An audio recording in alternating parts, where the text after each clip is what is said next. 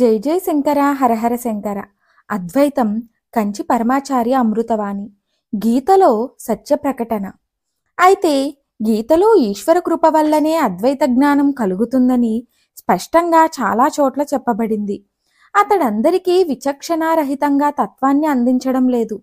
తపస్సు, భక్తి, సేవ లేనివానికి ఈ గీతా శాస్త్రాన్ని అందించవద్దని గీతలో చివరి మాటలు మిగతా అద్వైత శాస్త్రాల మాదిరిగా అద్వైత సాధనలో చివరి మెట్టు ఎక్కిన వారికే ఇది పరిమితం కాదు.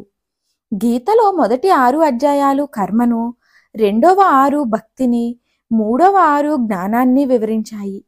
ప్రతి షట్కంలో కేవలం ఒక్కొక్కటొక్కటే చెప్పబడుతుందని అనుకోవద్దు. బుద్ధి కంటే పరమైనది ఆత్మయని చెప్పిన మాట జ్ఞానానికి సంబంధించినదైన 3వ అధ్యాయంలో అనగా కర్మ షట్కంలో చెప్పాడు. మొత్తం మీద ఒక్కొక్క షట్కంలో ఒక్కొక్క దాని గురించే ఉన్న మిగిలిన షట్కాలలోని అంశాలను తడుమలేదని భావించవద్దు. గీతలో చెప్పినట్లుగా కర్మ, ఉపాసనల గురించి అద్వైత గ్రంథాలు చెప్పవు.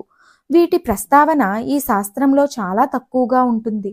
ప్రాథమిక దశలో కర్మ, ఉపాసనల గురించి ఏదో కొద్దిగా చెప్పినా విస్తరించి మాత్రం చెప్పవు. కానీ గీత అర్హులైన సాధకులకు తత్వం చెప్పాలని అనినప్పటికీ చివరి మెట్టు ఎక్కిన సాధకులకే ఉపయోగించాలని మాత్రం అనలేదు.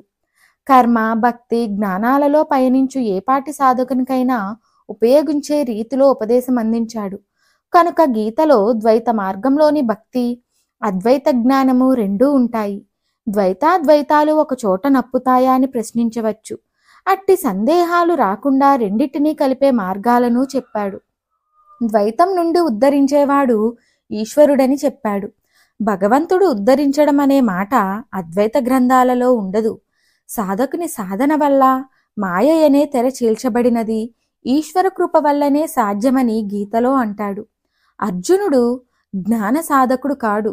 సన్యాసం పుచ్చుకుని అద్వైతంలో మునగడానికి సిద్ధంగా లేడు అనగా ఒక విధంగా ఉత్తమాధికారి కాడని చెబుదాం. అతడు యోగ సాధకుడు మాత్రమే. ఫలానా అపేక్షించకుండా చిత్తశుద్ధికై కర్మలు చేయువాడు మాత్రమే. కనుక అతడు మధ్యమాధికారి, ఉత్తమ అధమల మధ్య నుండువాడే. అందుకే అర్జునుడుకు ఉత్తమోత్తమ స్థితిని ఉపదేశించు సందర్భంలో ద్వైత అద్వైతాలను కలిపే ఈశ్వర ప్రస్తావనను అనగా ఈశ్వర కృపయనే మాటను వాడాడు. మరొక సందర్భంలో సత్వరజస్తమో గుణ రూపమైన మాయ నా శక్తియే, దానిని మానవుడు దాటగలడా? నన్ను శరణు పొంది నా అనుగ్రహం పొందితేనే సాధ్యం అన్నాడు. మరొక సందర్భంలో ఈశ్వరునకు భావ సమర్పణ చేసినప్పుడు శాశ్వతమైన అద్వైత మోక్షాన్ని అతని అనుగ్రహం వల్ల పొందగలడని ఉంది. ద్వైత భావంలో భక్తిని చూపించిన భగవానుని అనుగ్రహం వల్ల ఆత్మ సాక్షాత్కారమై అతనిలో ఏకమై వెలుగొందే స్థితి వస్తుందన్నాడు. మరిన్ని ఆధ్యాత్మిక విషయాల కోసం మా ఛానల్ను సబ్స్క్రైబ్ చేయండి. వీడియో నచ్చితే లైక్ చేయండి, షేర్ చేయండి, కామెంట్ రూపంలో మీ అభిప్రాయాన్ని తెలియచేయండి.